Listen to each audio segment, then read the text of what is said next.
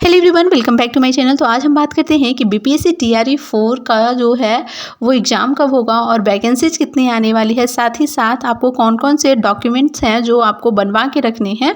तो देखिए, आपके पास समय बहुत कम है, तो आप लोग तैयारी अच्छे से कीजिए। अभी फ़िलहाल बीपीएससी टीआरई 3 का भी एग्ज़ाम नहीं हुआ है, तो इसका जो एग्ज़ाम है वो आपको चुनाव के बाद जस्ट आपका एग्ज़ाम जो है वो ले लिया जाएगा। लेकिन वही है ना कि बीपीएससी टीआरई 3 में जो पेपर लीक हुए हैं उस पर कोई भी कार्रवाई नहीं हो रही है। तो जब तक वो कार्रवाई नहीं होगी, जब तक जो दोषी हैं वो नहीं पकड़े जाते हैं, तब तक फिर एग्ज़ाम का कोई मतलब नहीं रहता है।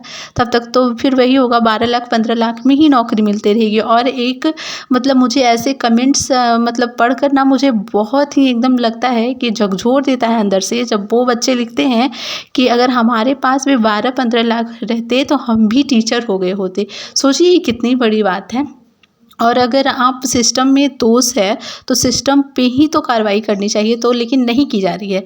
तो खैर वो छोड़िए, टीआरई 4 की जो वैकेंसीज है आपको वो 1 लाख से प्लस ही देखने को मिलेगी, क्योंकि कहा गया था कि टीआरई 3 की जितनी वैकेंसीज है उससे ज़्यादा आपको टीआरई 4 में देखने को मिलेगा। क्योंकि देखिए, इसमें स्टेट मतलब स्टेट जिनका नहीं था उनको नहीं मौका मिला था, और साथ ही साथ सीटेड भी जिनका नया हुआ है उनके लिए भी है। और साथ ही साथ हम इसमें बात करते हैं कि आपका एग्ज़ाम तो अगस्त में ही हो जाएगा, तय समय पे ही होगा।